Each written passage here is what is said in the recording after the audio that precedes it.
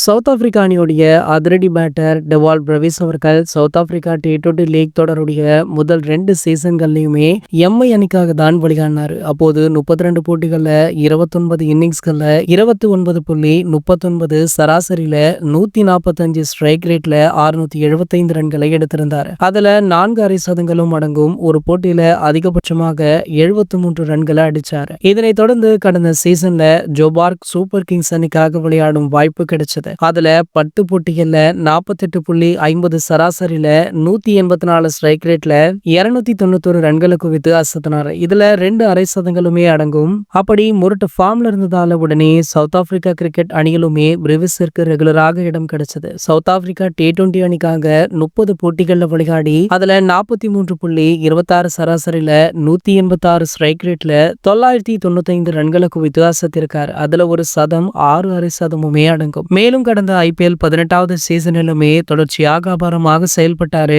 இடைப்பகுதியில CSKவில் இணைந்து 37.50 சராசரியில 180 ஸ்ட்ரைக் ரேட்ல 2 அரை சதங்கள் உட்பட 225 ரன்களை குவித்து அசத்தினார். சமீபத்துல ஆஸ்திரேலியா அணிக்கு எதிரான 3 T20 போட்டிகளிலுமே அதிரடியாக விளையாடி அசத்திருந்தாரு.